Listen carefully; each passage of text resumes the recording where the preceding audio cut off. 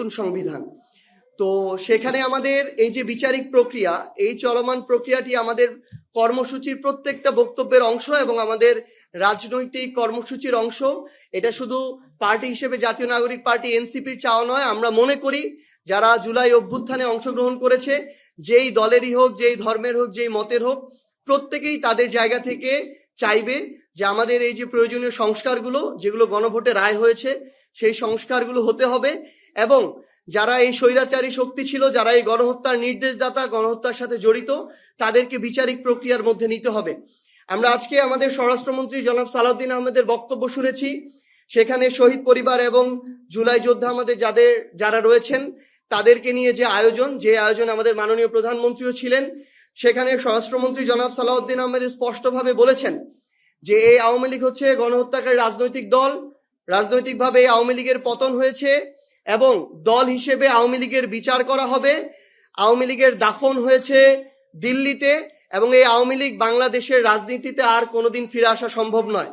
আমরা চাই বিএনপির মুখপাত্র হিসেবে জনাব সালাউদ্দিন আহমেদ যেই বক্তব্য দিয়েছেন, এই বক্তব্য, কথা এবং কাজে আমরা যেন এটার বাস্তবায়ন দেখতে পাই। এবং আমরা প্রত্যাশা করি গণঅভ্যুত্থানে অংশগ্রহণকারী রাজনৈতিক দল হিসেবে বিএনপির প্রত্যেকটি নেতাকর্মী তাদের অন্তরে এই চাওয়াটি ধারণ করে।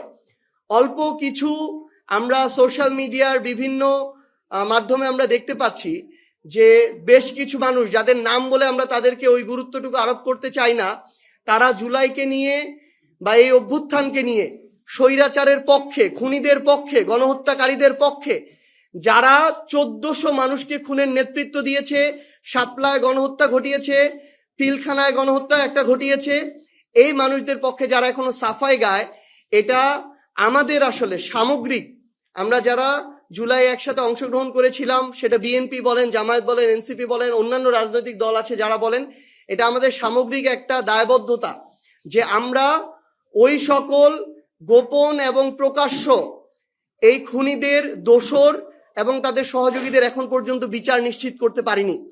তাদের যদি বিচারের রায় হতো এবং এগুলোর যদি কার্যকারিতা থাকতো, তাহলে আজকে তারা কখনোই গর্ত থেকে মাঝে মাঝে উকি দিয়ে এই কথাগুলো বলার সাহস পেত না।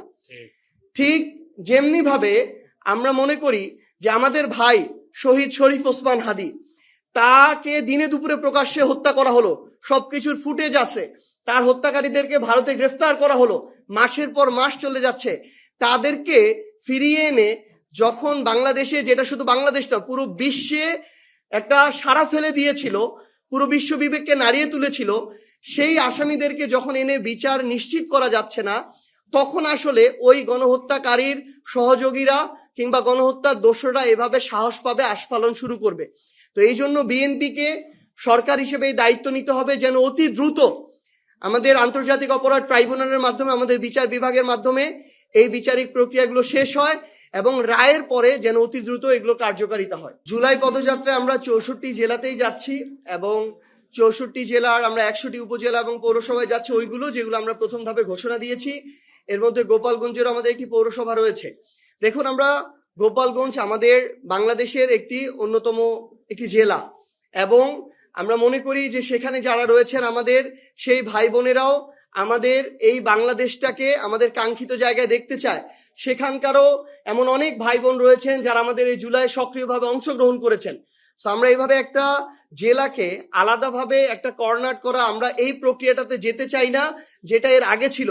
বরং আমরা আহ্বান করব যে আমাদের প্রত্যেকটি জেলার, গোপালগঞ্জ সহ যারা আমাদের সহযোদ্ধারা রয়েছেন, যারা বাংলাদেশের এই পরিবর্তন চান, সংস্কার চান, আমরা সবাই একসাথে মিলে দেশের জন্য কাজ করি এবং সেখানকার যারা অপরাধী শুধুমাত্র তাদেরকেই তদন্ত সাপেক্ষে বিচারিক প্রক্রিয়ার মধ্য দিয়ে শাস্তির আওতায় আনা হোক, যারা অপরাধী নয় তাদেরকেও যেন অন্য কোনোভাবে ট্যাগিং করে কোনো ধরনের যেন হয়রানির মধ্য দিয়ে না নেওয়া হয়, এটাও এনসিপির পক্ষ থেকে আবেদন থাকবে।